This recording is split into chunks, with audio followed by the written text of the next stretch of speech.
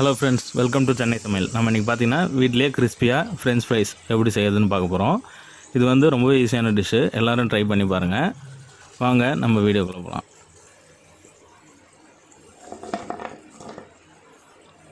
சுவையான மற்றும் ட்ரெடிஷ்னலான டிஷ்ஷுகளை பார்க்கணுன்னா நீங்கள் வந்து சென்னை சமையல் யூடியூப் சேனலை மறக்காமல் சப்ஸ்கிரைப் பண்ணுங்கள். கூட வந்து பெல் ஐக்கானை ப்ரெஸ் பண்ணுங்கள். உடனே அப்டேட்டுகளை தெரிஞ்சுக்கோங்க. வாங்க வீடியோக்குள்ளே போகலாம். முதல்ல பார்த்தீங்கன்னா நான் வந்து உருளைக்கிழங்கு எடுத்துருக்கேன். 3 கொஞ்சம் இருக்கிறதுலே பெரிய சைஸாக எடுத்துக்கோங்க. அது வந்து ஸ்கின்னை வந்து எடுத்துருங்க. தோல் நல்லா உரித்து வாஷ் பண்ணி வச்சுக்கோங்க. இப்போ வந்து இது எப்படி கட் பண்ணுறதுன்னு நான் காட்டுறேன். முதல்ல வந்து டாப்பை வந்து கட் பண்ணி எடுத்துக்கோங்க. அதே போல் பாட்டமையும் வெட்டிடுங்க. வெட்டிட்டு சைடில் உங்களுக்கு ஆடாமல் இருக்கு சைடில் இருந்து வெட்டுங்க. இந்த மாதிரி ஈவன் சைஸாக வெட்டிடுவாங்க. வெட்டிட்டு அப்புறம் அந்த நீட்டாக கட் பண்ணுறது அப்படின்னு நான் காட்டுறேன். இந்த மாதிரி எடுத்து வச்சுக்கோங்க, படுக்க வச்சு கட் பண்ணிங்கன்னா அழகாக நீட்டாக உங்களுக்கு பார்த்ததை எடுத்து பாருங்கள். அந்த மாதிரி வந்துடும். இந்த மாதிரி எல்லாத்தையுமே நீங்கள் 3 உருளைக்கிழங்கு எவ்வளோ தேவையோ நீங்கள் அது மாதிரி எடுத்துக்கோங்க. எடுத்து இந்த மாதிரி கட் பண்ணி வச்சுக்கோங்க. இந்த மாதிரி அழகாக வந்துருச்சு பாருங்கள். நம்ம ரெஸ்டாரண்ட்டில் ஹோட்டல்லாம் பார்க்குற மாதிரி நீட்டாக அழகாக இருக்குது பாருங்கள். நீங்கள் வீட்டிலே ஈஸியாக இந்த மாதிரி கட் பண்ணிக்கலாம். இதை வந்து இப்போ வாஷ் பண்ண போகிறோம். வாஷ் பண்ணால் தான் அதில் இருக்க ஸ்டார்ச்லாம் போகும். முதல்ல தண்ணியில் வந்து வெறும் தண்ணியில் போட்டு ஒரு 5 நிமிஷம் ஊறட்டும். ஊறினா அந்த ஒயிட்டாக தெரிந்து பாருங்கள். பார்த்திங்கன்னா அழகாக வந்துருக்கு பாருங்கள். நீட்டாக உங்களுக்கு ஃப்ரெஞ்ச் ஃப்ரைஸ் மாதிரியே. கடையில் நீங்கள் வீட்டிலே வந்து செஞ்சுக்கலாம். கடையில் எந்த எண்ணெய் யூஸ் பண்ணுவாங்கன்னு எதுவுமே உங்களுக்கு தெரியாது. வீட்டிலே அந்த மாதிரி ஈஸியாக செஞ்சுக்கலாம். அதுக்கப்புறமா ஹாட் வாட்டரில் வந்து கொஞ்சம் உப்பு போட்டுக்கோங்க. உப்பு போட்டு அந்த இதில் வந்து நீங்கள் போட்டுருங்க. ஃபஸ்ட்டு நல்லா ஆறுன தண்ணியில் போட்டுக்கோங்க. அப்புறம் ஹாட் வாட்டரில் போடுங்க. போட்டு வாஷ் பண்ணி எடுத்துருங்க. நீங்கள் எடுத்து அந்த தண்ணியெலாம் வந்து ஃபுல்லாக வந்து ட்ரெயின் பண்ண போகிறோம். அப்போ தான் நம்ம ஃப்ரை பண்ணும்போது எண்ணெய் அதிகமாக குடிக்காது, நல்லா கிறிஸ்பியாகவும் வரும். இந்த மாதிரி ஒரு நீட்டாக துணி போட்டு அதில் எல்லாத்தையும் போட்டு வச்சுருங்க.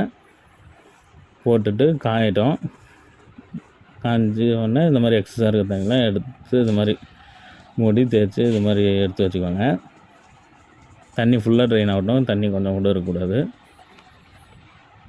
பார்த்திங்கன்னா உங்களுக்கு பார்த்தாலே தெரிஞ்சு பாருங்கள். நல்லா தண்ணியெல்லாம் ட்ரெயின் ஆகிருக்கு. ஆயில் ஹீட் ஆனதுக்கப்புறமா வந்து அது உள்ள வந்து நீங்கள் உங்களுக்கு எவ்வளோ தேவையோ இப்போ எல்லாத்தையுமே வந்து நீங்கள் போட்டு ஃப்ரை பண்ணி எடுத்து வச்சுக்கலாம் ஃப்ரிட்ஜில். நீங்கள் எப்போ வேணாலும் இன்னொரு வாட்டி 2 வாட்டி நம்ம ஃப்ரை பண்ணோம் ஃப்ரெஞ்ச் ஃப்ரைஸுக்கு. இன்னொரு வாட்டி வந்து நீங்கள் ஃபைனல் ஃப்ரை பண்ணி சாப்பிட்லாம். ரொம்ப டேஸ்ட்டாக இருக்கும் அது. ஃபஸ்ட் வாட்டி இது பண்ணும்போது மீடியம் ஃப்ளேமில் வச்சு லைட்டாக ஃப்ரை பண்ணி எடுத்துக்கோங்க. அப்போ தான் வந்து கெடாமல் இருக்கும்.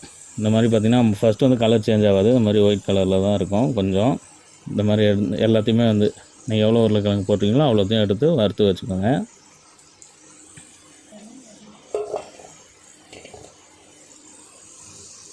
எல்லாத்தையும் எடுத்து வச்சுருங்க. எல்லா உருளைக்கிழங்கையும் வறுத்து போட்டு எடுத்து வச்சுருங்க.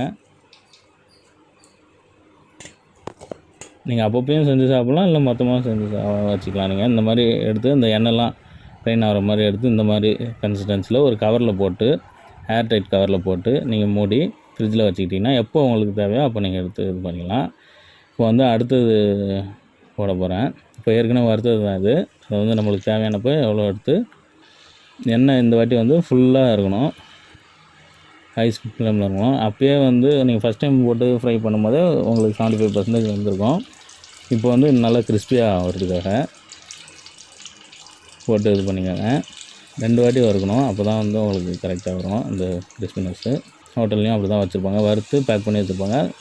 நீங்கள் அது கேட்கும்போது 2வது வாட்டி சுட கிறிஸ்பியாக போட்டு கொடுப்பாங்க. இந்த வாட்டி வந்து எல்லாத்தையுமே உங்களுக்கு இப்போதைக்கு எவ்வளோ சாப்பிட போகிறீங்களோ அது மட்டும் போட்டு வறுத்து எடுத்துக்கோங்க. எண்ணெய் வந்து ஹையில் இருக்கட்டும். நீங்கள் ஃப்ரெஞ்ச் ஃப்ரைஸ்லாம் வேணுன்னா கடையில் போய் நீங்கள் ஆர்டர் பண்ணலாம், சாப்பிட்ணுலாம் இல்லை. வீட்டிலே வந்து சிம்பிளாக செஞ்சு சாப்பிட்லாம். இந்த மாதிரி பார்த்திங்கன்னா கலர் சேஞ்ச் ஆகிடுச்சு. நல்லா கிறிஸ்பியாக இருக்குது பாருங்கள். சவுண்டு நல்லா கேட்குது பாருங்கள். நீங்கள் ஆயில் எடுக்கும் போது எடுத்து ஒரு பிளேட்டில் போட்டு வச்சுக்கோங்க எல்லாத்தையும். இந்த மாதிரி உங்களுக்கு இப்போதைக்கு எவ்வளோ தேவையோ அது மாதிரி போட்டு நீங்கள் சாப்பிட்லாம். இது கொஞ்சம் வேலை அதிகம் தான், இருந்தாலும் ஹெல்த்தியாக வீட்டிலேயே ஒரு வாட்டி நீங்கள் செஞ்சு வச்சுக்கிட்டிங்கன்னா ஒரு 2-3 வாட்டி எப்போ தேவையோ அப்போ போட்டு வறுத்து நீங்கள் சாப்பிட்லாம்.